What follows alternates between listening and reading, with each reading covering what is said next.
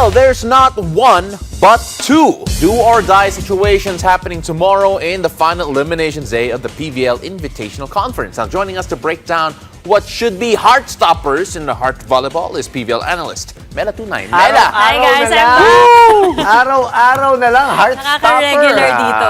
Oo. But now, like, your every game day, Pao. There's just so much drama, Yes. so much happening. Mela, going into the final day, just how high are the stakes?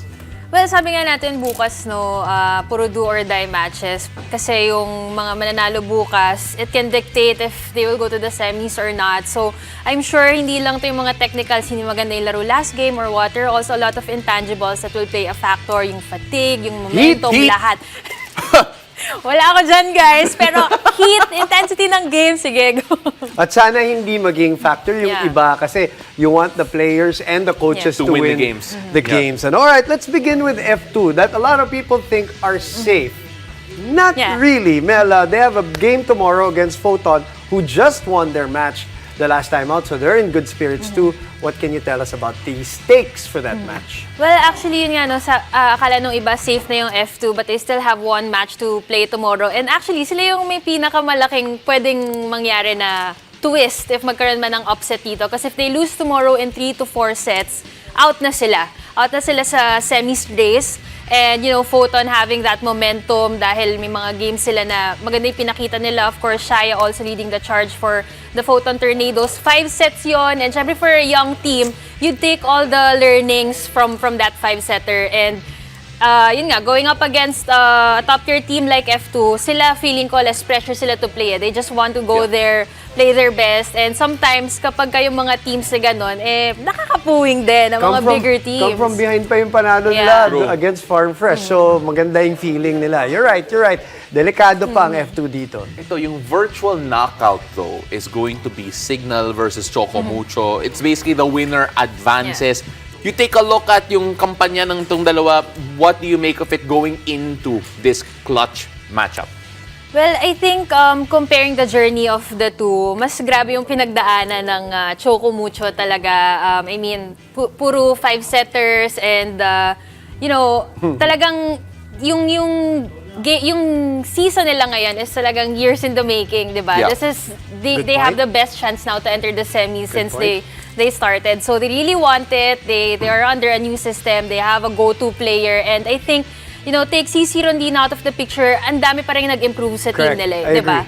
Chery Nunag is really, you know, playing consistent and even Maddie Madayag. So I think, lahat tayo high regards kay CC, but still, it's really the team who's working hard and even Dina Wong having a lot of improvements this conference. And yung Signal naman, medyo hindi kasing daming drama ng pinagdaanan ng Choco Mucho, but still they are you know, a team composed of so many veterans and former national team players. So they're always, you know, out there to bring an A game also. And they've been saying, even on the show here, Yeah. Pao, remember, they're celebrating their 10th anniversary. Yeah. And They they won want the to win a championship. They want to be back where the podium, while Choco Mucho wants to finally land in the podium. So maraming mga plot twists. But you also want to focus on the setter matchup. Why, Mela?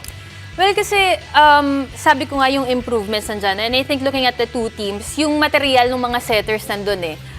Caitlin Viray or Kat Tolentino, pag pinasok mo, grabe talaga yung improvement din ni Kate ngayon. Usapan niya noon sa Okmed, Yes, di ba? yes. And, you know, looking at Caitlin, na kaya niya makipagsabayan sa mga clutch moments, parang meron ka na ding Jov Gonzaga na katapat doon sa kabila, di ba? So yung maturity nandun, kaya mong itapat doon sa mga composed and veteran players ng Signal. And I think the wingers and the middles, especially itong si Madayag and si Nunag, super active. And when we look at Signal, we can't take our eyes off their middles kasi mga multi-titled, best middle blockers, talking about Doria and Meneses. So I think super equal nung match. And I would say, yung Signal, before, sila may upper hand in terms of blocking. But this conference, yung blocking ng Choco Mucho is just on another level.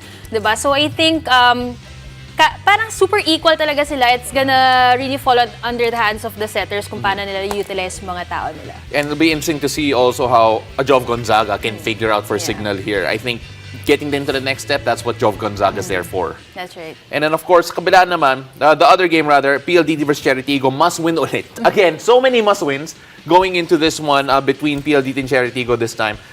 Just what are the factors we need to look at here, Mela?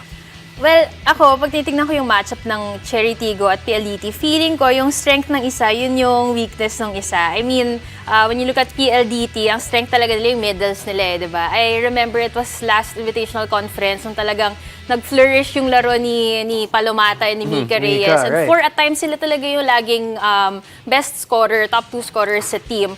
Pero eventually nag-transition sila hanggang sa nakita natin the emergence of Mean Mendres. Pero when you look at Chery Tiggo naman, grabe rin yung wingers, di ba? And medyo doon naman sila sa gitna nag-transition. Of course, si Ponggay is playing her old position pero kakabalik niya lang doon ulit. Yes. Right. So may mga ganong factors sa kanila tinitignan, and I think if they put their attention doon sa kanilang area for improvements, kung sino man yung mas bigay ng attention and improvement on their room for improvement will get an advantage tomorrow. Basically, Chery Tiggo crossovers are like a new team. Yep. Who are now in the thick of the fight because of also individually they're so good. Obviously, it's about them coming together, and maybe this is the right time for them to come together, as a new team.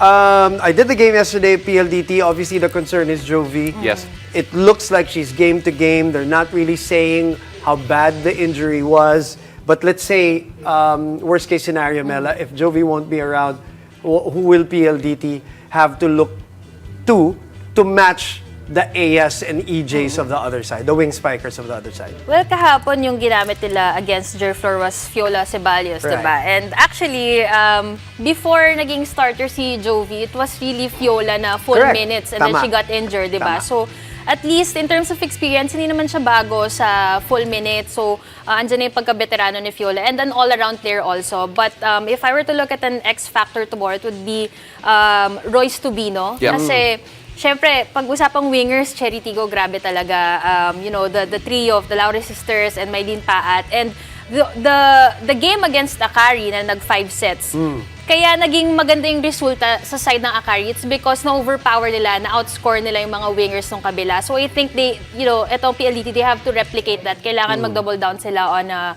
their wingers and the outputs of their wingers tomorrow. Again, do or die matchups tomorrow. Again, if Signal versus Choco Mucho, PLDT versus Chery Tiggo, of course, F2 needs to get the win and hopefully convincingly to make it through. Mela, you take a look at all those matchups. If you're going to tell our fans right now, like to watch one thing in particular between these three, what would that be? You should watch fan stream, guys.